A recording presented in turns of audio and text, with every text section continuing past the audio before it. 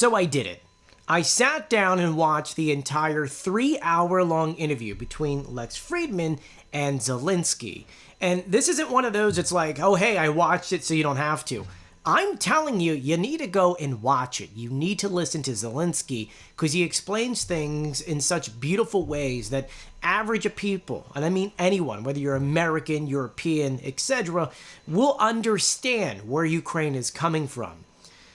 But when it comes to Lex as an interviewer, knowing his history, knowing that he came to Ukraine before and interviewed hundreds of people, as he said, he still didn't understand what it meant to be Ukrainian, Ukrainian heritage, and really what Ukraine is all about. And it's funny because I was going to start really putting things out online yesterday, and I did. I did a couple videos on TikTok breaking some of this down.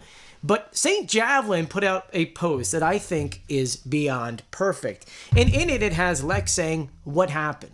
Zelensky responds with, Putin invaded and murdered our children. Lex goes, can't you just find a way to get along? And I feel like at least 6 to 7 times during that interview, Lex was just pushing this, well, why don't you just find peace? Why don't you just find peace? Why don't you find peace? By saying that kind of stuff and some of the other things that he said there, he was asking questions pretty much around Russian propaganda instead of asking intelligent questions about the situation. Instead, he was just kind of asking questions that the Russians kept on saying versus real, actual questions, which kind of made, actually, to be honest with you, it almost seemed like Lex was extremely unprepared for his interview whatsoever. Almost like he watched a bunch of Russian propaganda and just kind of came in and just kept on going X, Y, and Z, knowing that, keep in mind, that he is going to be interviewing Putin in, we don't know when, it could be a few weeks to a month. That is something he did announce, and it is something that will be coming. And so, obviously, we're interested to see what kind of questions he's going to ask. But I have to say, it is interesting in how this interview did happen, because something that I've never seen done before, and Lex actually explains this in the beginning, they were able to dub this over in several different languages with many different subtitles so that no matter where you're watching from around the world, you should be able to watch it on YouTube, unless if you're in Russia, because I don't know if you know this, YouTube is banned over there, so even though Lex wanted this entire thing in Russian, which we'll talk about in a second, Russians aren't going to watch it, nor if they even had the access to it, would they actually watch it and understand it, something that Zelensky actually talks about during the interview. And so I'm going to do my best to make my comments on this as fast as possible. There's a lot to kind of tackle in 3 hours, and so I'm going to kind of dive into some points. I'll probably leave some of them out. You know, obviously we'll talk about the corruption stuff, the NATO stuff, we'll talk about the Trump stuff, we'll talk about the Lukashenko stuff, because I found that very interesting. We'll talk about Zelensky and his family and the days during the war, and from there we'll kind of really bring things together. But ultimately, diving into this, the one thing that Fridman really wanted was to have this entire conversation in Russian. Now, if you don't know the history between Fridman, you should look it up. I'm a big believer into whoever you get your news from. I don't care who you get your news from. Understand who they are, what they represent, and what kind of narrative are they pushing. You know, I do my best to give you guys verified information on TikTok. Obviously, as you may know, I'm pro-Ukrainian. That's the bottom line. Though, I do give you guys unbiased news. We've been talking about what's been going on in Donbass, in Donetsk, aka same kind of area, in Kursk. I read both sides. I read Russian Telegram, TASS, RIA. I read everything on the Ukrainian side. I read more Telegram than I think I should ever. And the amount of things I've seen in those group chats, my gosh, I wouldn't want anyone to see half of that stuff, because it is brutal, but it's war. And I look at that stuff because I need to have a full understanding about what is happening in order to convey everything to you. And so, as we dive into this interview, he wanted this entire thing done in Russian. And what I don't understand is this. If you've been following the news, at least what Lex says, and has spoken to hundreds and hundreds of Ukrainians, you would know that it's a complete insult to even suggest to speak Russian during an interview such as this. Because from day one, the number one thing that Putin wanted to do was erase Ukraine, their heritage, their language, their history, erase it completely from the world. So if you're asking a Ukrainian who's trying to preserve his world, his language and culture, to speak in a language in which their invaders want them to speak, then that's a win for Russia. And it's an insult to every single Ukrainian. Because they are, and I mean it, I've interviewed hundreds of Ukrainians. A Ukrainian would do whatever it takes to make sure that they're not ruled by Russia. They're willing to risk their lives. As Zelensky says during the interview, days into the war, their invasion, they were just handing guns and weapons to people on the street that are willing to fight. And every single Ukrainian is willing to fight to keep their heritage, their family, their history, their language, their culture together. And for some reason, Fridman does not understand that. And that bothers me because he went to Ukraine not too long ago. He interviewed a lot of people, including some really well-known authors, historians, and he never put those interviews online. He claims because obviously there's a lot, oh, it's very emotional, this and that. I was in Ukraine 2 months ago, and I showed you guys everything personal. And I'm still having more videos to upload. And let me tell you, it is hard, but you need the world to see what Russia's doing. Now, my videos are very different. My videos are showcasing what life is like for Ukrainians during a war because people are still getting married, there's still birthdays, people die. People still have to live during Russian terror. And so I showcase that in my stuff. Lex didn't want to showcase anything. I mean, he interviewed Ilya and then never put it online, which really upset me because that guy is a wealth of knowledge and is someone who 20, 30, 40 years from now is going to be the expert that everyone's going to go to because he documented everything in Bucha and everything that went on. And if you haven't read his book, this is not an ad for him. You totally should. So in order to do this whole thing in Russian, it would be a complete smack in the face. So during this interview, there was a lot of they were going from different languages, from English to Ukrainian to Russian. There was a translator which Lex, for some reason, decided to bash. I'm not a fan of someone doing that. Someone's providing you a service. Be grateful they're there for you. But during the entire interview, it almost seems like Lex was tone deaf.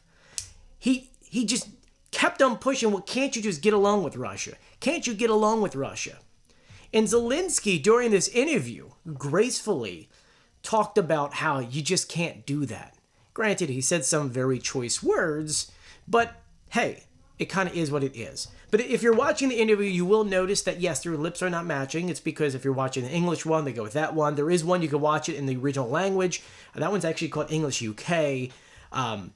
But when you're trying to erase Ukraine from the world and they're speaking Russian, why would you want to then speak in Russian? I just don't understand why Lex couldn't understand that. So, in the interview, there was a lot that was broken down. And I mean a lot. I've got a lot of bullet points here. They talked everything about the language, about Joe Rogan, which was kind of weird that Lex pushed that since Rogan has done a lot of pro-Russian comments and never really invited Zelensky on, which never really made sense to me. We then went into World War II because Zelensky's family has a lot of history. Obviously, there's a lot of history of World War II in Ukraine. They talked about how obviously during World War II, Kyiv was hit. This is kind of the same way that this war started when Ukraine was hit by rockets at 4-something in the morning.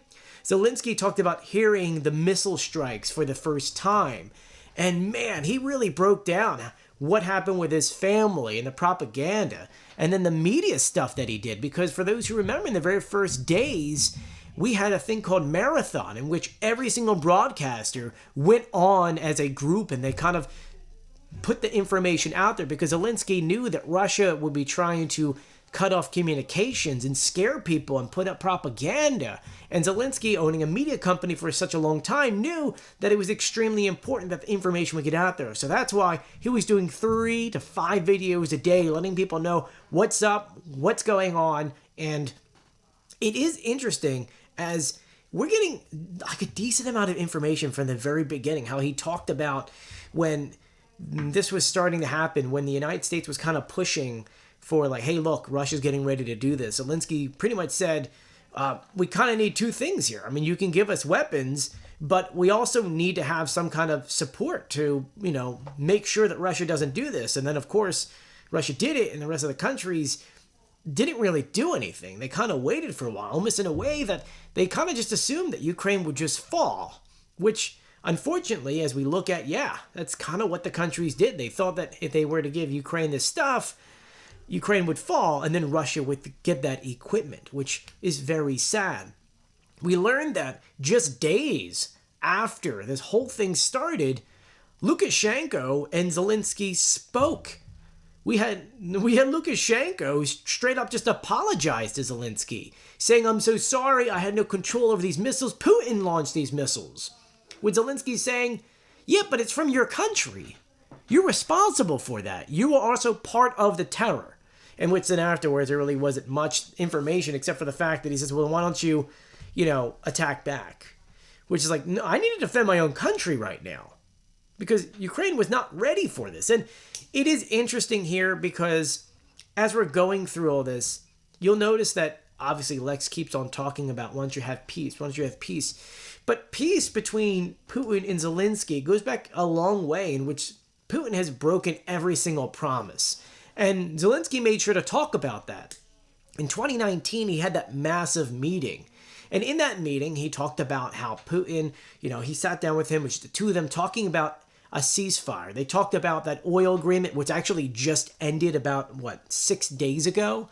And how Putin was all for that, yes, because really it was about the money. But when it came to ceasefire, Putin really was not involved.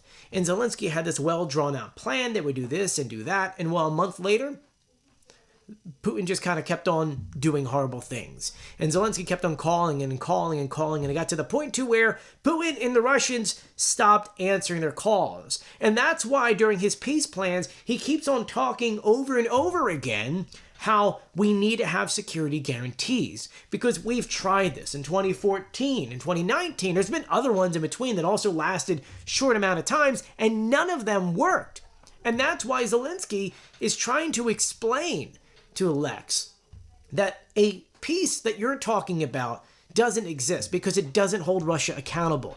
And if you get nothing to hold Russia accountable, nor anything to stop them from even trying to do it, then peace doesn't mean anything. Since every time a peace deal has came, Putin just kind of said, nope, and just ignored it. Something that, once again, during the interview, Lex just did not understand. Like, if you were just half prepared, you would know firsthand that that is not how Putin works. You need to have something to deter him, something that he's scared of in order to stop him, in which then we start talking about Trump, because Zelensky believes that Trump does have enough power to really pressure Putin into a peace. Something that we haven't seen with other world leaders, because everyone for a while there, they were walking on eggshells, which was not helping Ukraine at all. They were also not helping since they were just only giving enough weapons to Ukraine just so that they can survive, not win. We had not had an opportunity where Ukraine finally had enough weapons to finally push back. They've gotten enough to kind of limp on and just kind of hold the Russians back or slow them down. We're seeing that right now in the Donetsk region, where Ukrainians are still losing a lot of territory because they really only got about 10 to 15% of the things they actually need to push back the Russians. Clearly a problem in which the United States and EU countries have been kind of lacking on. And look, no one's asking for handouts here. And Zelensky knows that. They talked about the corruption here. And it's one of those things that I thought was a really horrible question that Lex asked. Because in the history of Ukraine, yes, there had been a lot of corruption. I'm not going to lie to you. You go back pre-2014, you see how it is. Remember, it was at one point a Soviet country, and unfortunately, especially in the later years, a lot of money was being fallen. And heck, even look, when Putin was trying to do his original attack of Ukraine, a lot of the equipment wasn't working because people was funneling off money. But I will say this, when Zelensky ran for president, his number one thing was to get rid of corruption. And I've never seen a president do what he's done. Every time that a corruption scheme was found, they not only arrest the person, they put pictures of everything online, things that they found, pictures of the people. You know why? It's because they want to embarrass them and put a lesson out to everyone out there that, hey, if you're trying to do any kind of corruption, we're going to find you and we're going to make sure that we're going to embarrass you to not only the country, but the world. So don't do it. And I mean, every single month we get brand new reports, even if it's like someone embezzled $4,000 or someone's holding up to $100,000. We've seen how the Ukrainians were able to investigate, find these people, put the pictures online, and shut this stuff down. And so for Lex to come out and talk about, oh, well, you know, you guys are getting a lot of money, that is something that's a Russian narrative, okay? You've seen our videos on TikTok. You understand that there is really no money going to Ukraine. I will say, yes, there is some. But for the most part, that money sits in bank accounts here in the United States. And when Ukraine says, hey, we need more, let's say right now, because anti-personnel mines is one of those, okay? We need more of those. The U.S. goes, okay, well, those mines cost X amount of $1,000 each. We'll minus that from the money that's in our account. We'll give that stuff to you. And then if there is something in which Ukraine needs, which are sitting on shelves, the United States looks at the stuff and goes, okay, what stuff is about to expire? Okay, that, and that. We'll give that to Ukraine, charge them almost full price, by the way. Give that to them, and then we'll make brand new shiny stuff for us here in the United States. So it's a cycle in which the money not only stays here in the United States, but also that money goes into the pockets of the military complex, and then over time and people, Americans are making money with jobs like this. We're seeing like factories that are making 155 millimeter shells here in Pennsylvania. They need to make so many that they're building onto the factory, creating hundreds of jobs, and it's actually keeping our economy going. I know what you're saying. Wait a minute, does that mean the U.S. is making money on this war? Yes! The U.S. is making a lot of money on this war. Because another great example is the Russian asset windfalls, in which there's windfall money, there's $300 billion, and the other countries, especially the G7, they didn't want to touch the Russian assets. So they've been freezing the money that's being made, the interest, and it's about $50 billion. And so those countries divided up all that money, said to Ukraine, hey, let's just say it's, how much from Canada? $3 billion or something like that? Hey, we'll give you guys $3 billion as a loan and get repaid from that. But please buy those weapons in our country. Do you see how that works there? And so there has not been much money that is going to Ukraine. Every single dollar is counted for. And Zelensky says during this interview, because there is a Russian propaganda that states that Ukraine has been getting these weapons and selling them. Zelensky says, yeah, they're not doing that, because I'm sure there'd be Ukrainians taking those people out for doing what they're doing because they need everything that they're getting on the front lines, and everything is accounted for. Granted, I will add in, there are many instances in which Ukraine has lost equipment, and then Russia took that stuff and then brought it to certain countries. That is something that's been verified and something that's been true. And if you hear elsewise, that is yet another Russian story. As you can see, all the questions that Lex are asking are questions that are pushed by the Russians. And I don't understand, like, when he was preparing for this, I really feel like he truly just went and looked at Russian propaganda and said, hey, let's go ahead and talk about this. And I just want to read some of the quotes here, because it is kind of interesting as Zelensky's talking about this and the Russian people, because he was obviously asked about, does Putin actually care about his people and things like that. Actually wasn't asked about it. He says Putin cares about his people. And Zelensky's like, what people? And Zelensky, he answered these in the best way possible. And so I just want to read some of these quotes for you and break it down. Once again, I'm trying to keep this shorter, but I know we're at 20 minutes already. It's a long interview and a lot to break down, and so much more history that really digs deep into this. And one of the big things Lex was pushing was compromise. Well, you and Russia need a compromise. You guys need to come together and come to some kind of peace. And even though Zelensky explains it greatly, Lex still comes back, well, you're a smart man. You should be able to find something. But Zelensky says something here that I think everyone felt inside their soul. Look, Zelensky is a great speaker.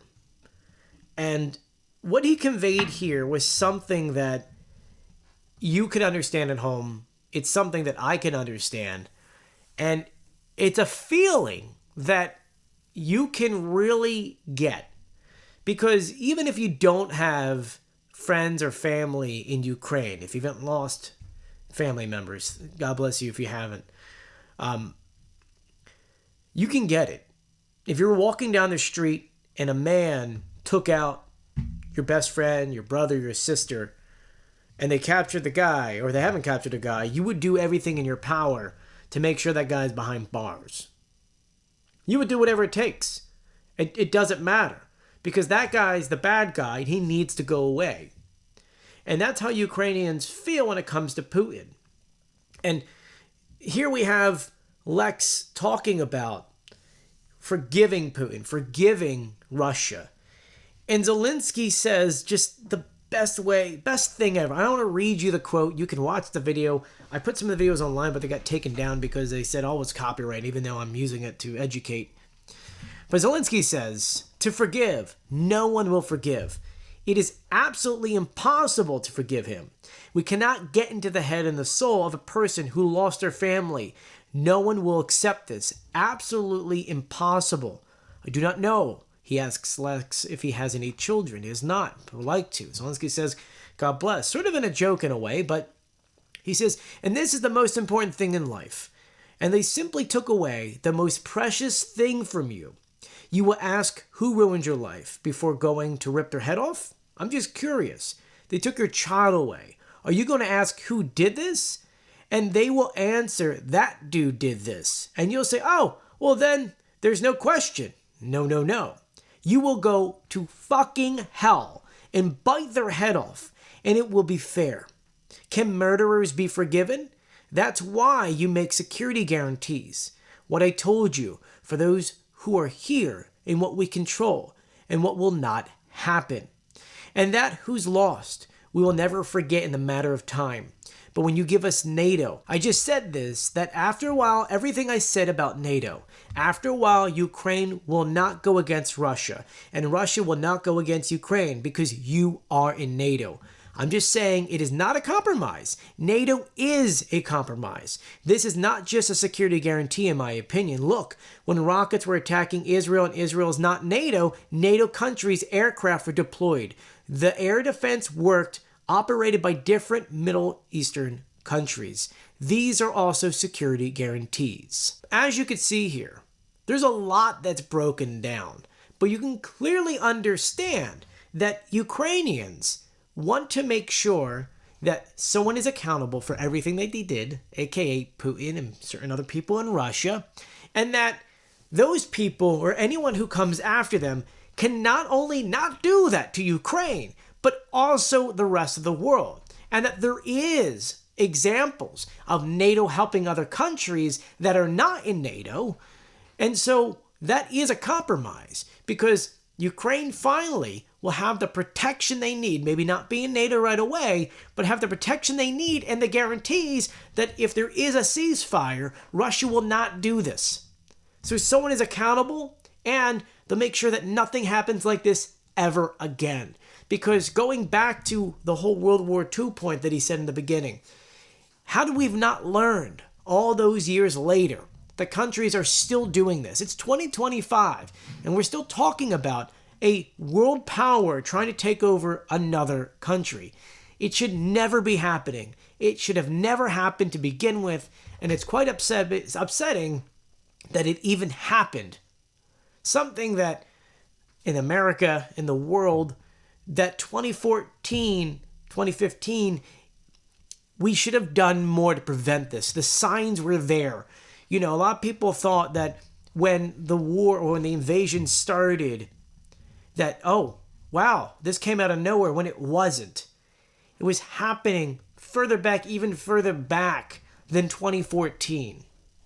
It was just a combination of many, many, many years and other things that weren't talked about. And that's the issue. Because when you don't talk about certain things happening, when you don't hold someone accountable early on, this is what happens. Russia invades Ukraine, terrorizing civilians, killing thousands and thousands of civilians, all because they want land. They want the Soviet Union back. Something that should have been drilled out of their head in the 90s. And it should have never happened. And Zelensky goes on and talks so much more about just history and the reason why securities would help Ukraine and actually would help the world. And I just feel like Lex just wasn't understanding that during the entire interview.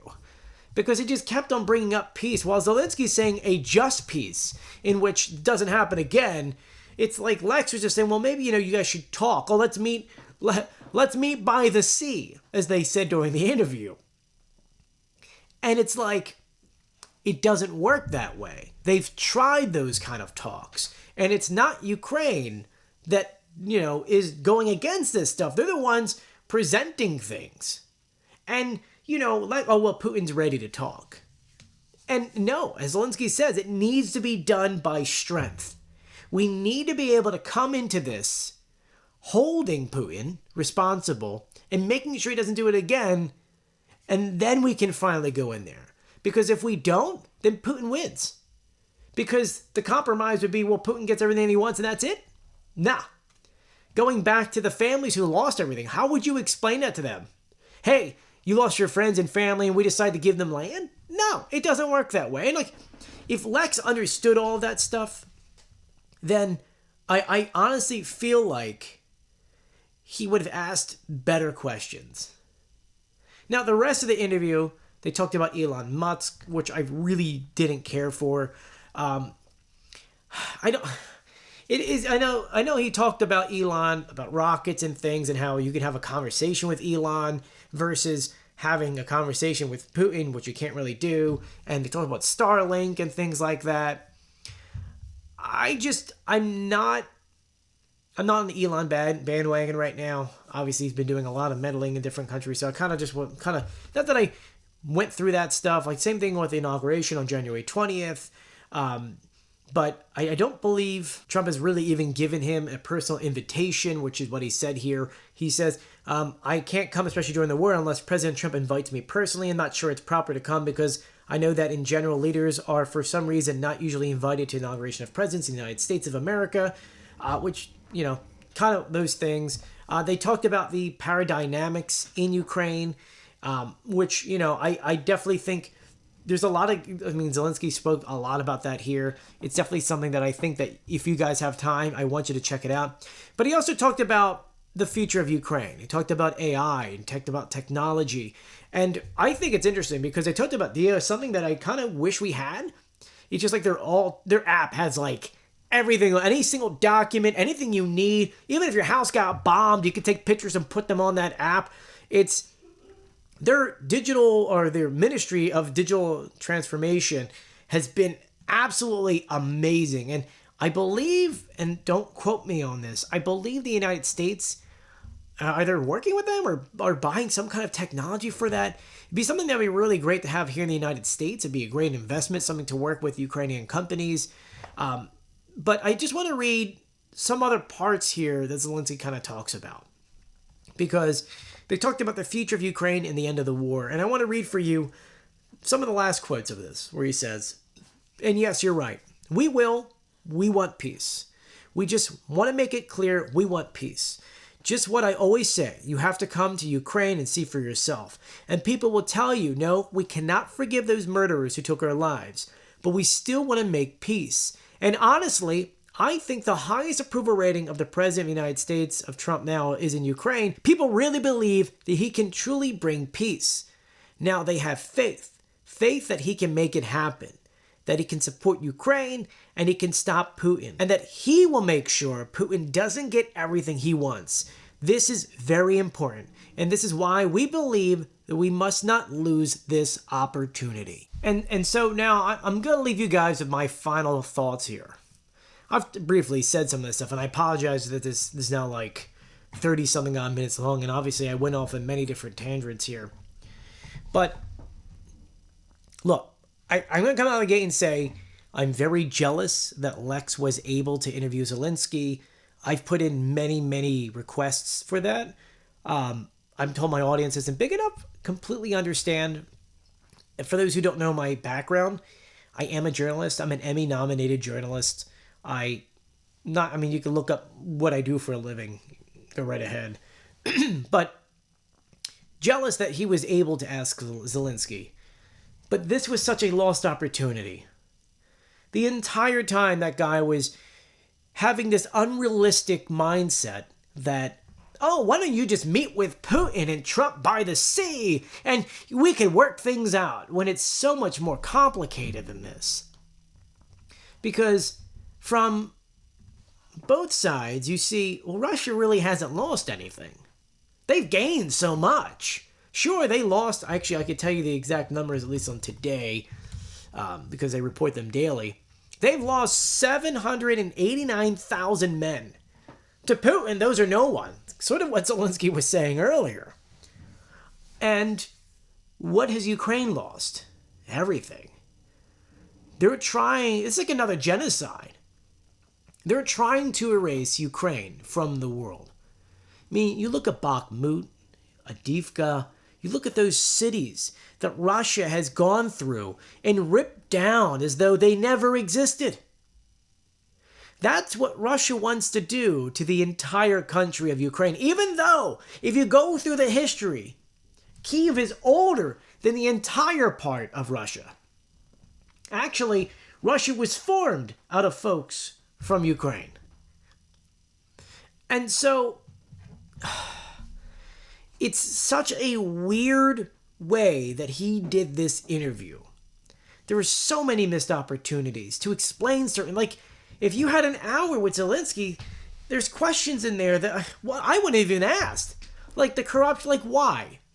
That's such a, he said so many pro-Russian things in there that makes you just go like, but Lex wasn't prepared for this.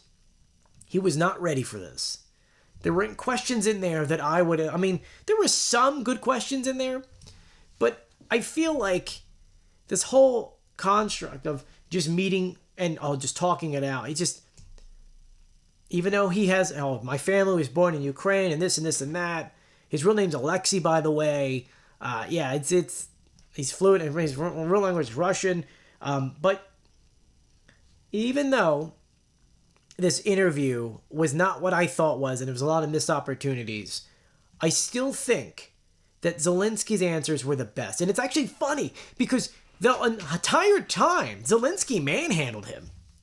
Because he would say something, or Lex would say something, and Zelensky would just go right into it. Like, well, here's the whole history. Here's this, and this. And, Lex didn't have a follow-up question. Because Zelensky knew that Lex was not prepared for this. That he didn't understand the culture and the heritage and the information enough. And so Zelensky took that opportunity to elegantly really explain every single Russian propaganda in detail of how what Russia says is wrong. So I would say Lex failed on the entire interview, but Zelensky got an A+. He gave a lot of really good information. Now, I will say this, I've spoken to a lot of my Ukrainian friends, and to them this interview was really bad because they knew all this information that Zelensky says. I knew all the information that Zelensky says. Granted, there are stuff that we didn't know, like the days during the first 3 days of war, Lukashenko coming out and talking. He gave us more details about the 2019 meeting with Putin and the ceasefire.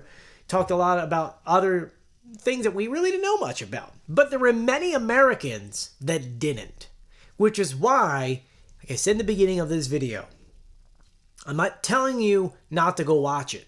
I want you to go watch it. I want you to listen to Zelensky's responses on all the main topics. And you know what?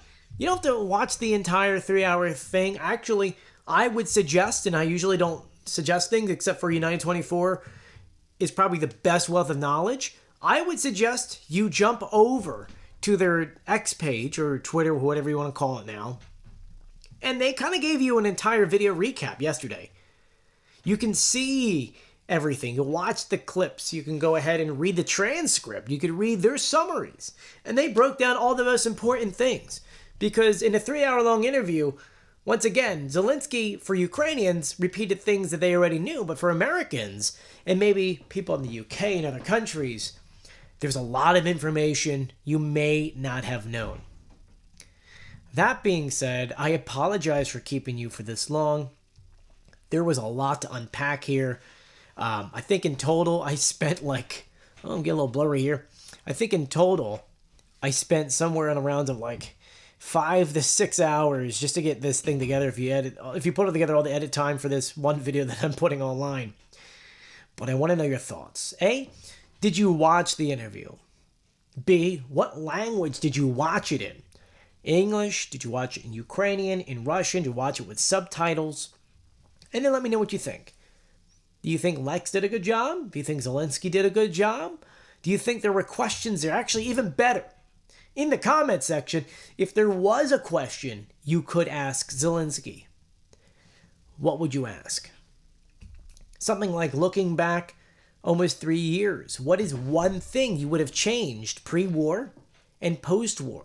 What is one conversation you wish you had with a certain leader before this happened? Was there something you could have done to maybe even, I don't know, say, hey, look, we got a problem here. We need more help. You guys aren't listening to me. Is there something that could have been done? Questions that Lex should have asked.